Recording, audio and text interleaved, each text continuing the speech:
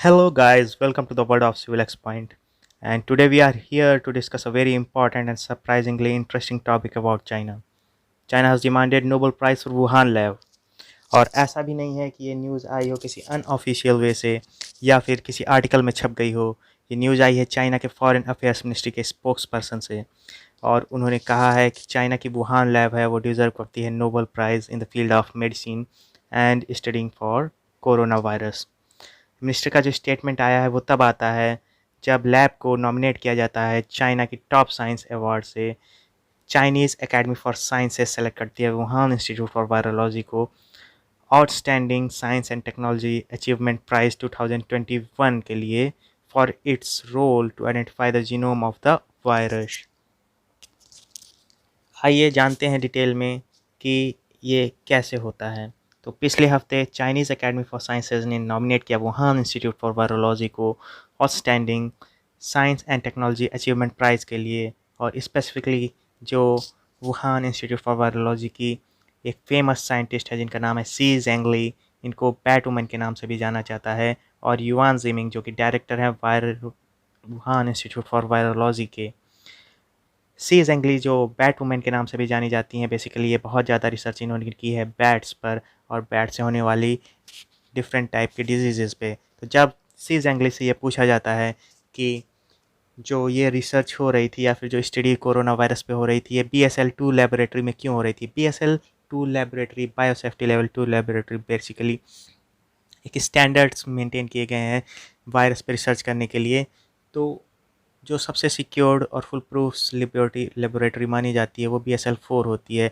हालांकि इसको मेंटेन करने का बहुत ही ज़्यादा कॉस्ट आता है, और इंडिया में भी केवल 3 ही ऐसी लेबोरेटरीज़ हैं जो कि पुणे, भोपाल और हैदराबाद में सिचुएटेड हैं। और जो सी जेंगली हैं जो बैट वुमेन के नाम से भी जानी जाती हैं, जब इनसे पूछा जाता है कि कोरोना वायरस पे जो स्टडी हो रही थी या रिसर्च हो रही थी वो BSL-2 लेबोरेटरी में क्यों हो रही थी। BSL-2 लेबोरेटरी बेसिकली स्टैंडर्ड्स हैं जो सेट किए जाते हैं रिसर्च के लिए, ताकि कोई भी वायरस बाहर ना आ सके और एक पैंडेमिक का रूप ना ले सके।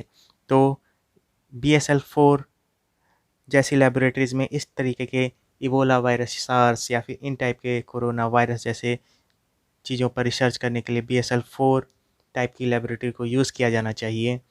तो जब इनसे पूछा जाता है कि ऐसा क्यों है कि BSL-2 लेबोरेटरी को यूज़ किया गया, तो इनका कहना था कि मोस्ट प्रोबेबली हमको ये आइडिया नहीं था कि ये जो वायरस है फैल सकता है बैट से ह्यूमन बींग्स में। तो जब इनसे दोबारा पूछा जाता है कि ये बताइए कि ये वायरस कैसे ह्यूमन बींग्स में ट्रांसमिट हुआ है, तो उन्होंने कहा कि मोस्ट प्रोबेबली चांसेस हैं कि ये बैट से ह्यूमन बींग्स में आया हो। और एक पोस्ट छपती है, एक आर्टिकल छपता है वाशिंगटन पोस्ट में कि China could pay if nations come to believe the virus leak from the lab. और चाइना जो है 100 एंड 200 मिलियंस ऑफ डॉलर पे कर सकता है छोटे कंट्रीज़, अफ्रीकन कंट्रीज़ जिनकी GDP भी इतनी बड़ी नहीं है, और वो कैश में दे के एक तरीके से अपने फेवर में कर सकता है। मोस्ट प्रोबेबली जब कोई रेजोल्यूशन लाया जाएगा UN में US या UK के द्वारा, तो ये जो कंट्रीज़ हैं उसके अगेंस्ट वोट ना करें।